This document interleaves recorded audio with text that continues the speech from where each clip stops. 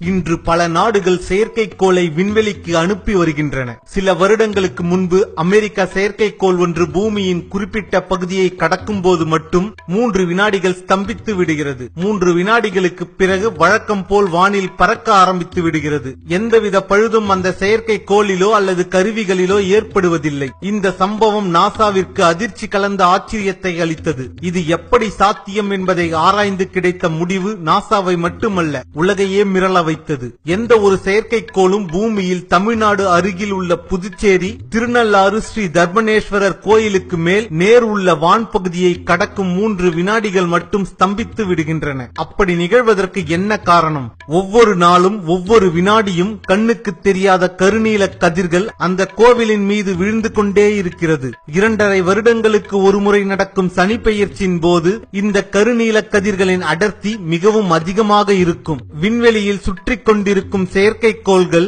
இந்த கருநீல கதிர்கள் பாயும் பகுதிக்குள் நுழையும் போது ஸ்தம்பித்து விடுகின்றன. அதே நேரத்தில் செயற்கைக்கோளுக்கு எந்தவித பாதிப்பும் ஏற்படுவதில்லை. இதில் குறிப்பிடத்தக்க அம்சம் என்னவென்றால் இந்த கோவில்தான் சனி பகவான் தலம் என போற்றப்படுகிறது. இந்த சம்பவத்திற்கு பிறகு நாசாவில் இருந்து பல முறை திருநள்ளாறு வந்து ஆராய்ச்சி செய்துவிட்டனர். மனிதனை மீறிய சக்தி உண்டு என்பதை உணர்ந்தனர். அவர்களும் சனி பகவானை கையெடுத்து கும்பிட்டு சென்றனர். இன்று வரை விண்ணில் செயற்கைக்கோள்கள் திருநள்ளாறு பகுதியை கடக்கும் போது ஸ்தம்பித்துக் கொண்டேதான் இருக்கிறது. இந்த செய்தியை கேட்டு பிரமிக்காதவர்கள் நம்முடைய முன்னோர்களை நினைத்து கட்டாயம் பிரமிக்க வேண்டும். நாம் பல செயற்கைக்கோள்கள் கொண்டு கண்டறியும் சனிக்கோள்களின் கதிர்வீச்சு விழும் பகுதியை கண்டுபிடித்து அதற்கென ஒரு கோயிலை கட்டி கதிர்வீச்சுகள் அதிகம் விழும் நாட்களை கணக்கிட்டு அதற்கான நாளை சனி பெயர்ச்சி என்று அறிவிக்கும் திறமையை நம்மால் நினைத்து கூட பார்க்க முடியாத ஒரு தொலைநோக்கு பார்வை கொண்ட நம் முன்னோர்களை நினைத்து பிரமிக்காமல் இருக்க முடியாது. நீங்கள் ஏதாவது சிவன் கோவிலுக்கு சென்றால் அங்கே நவகிரகங்களை நன்றாக கவனியுங்கள். அந்த சிலைகளின் மேல் கட்டப்பட்டுள்ள துணிகளையும் நன்றாக உற்று பாருங்கள்.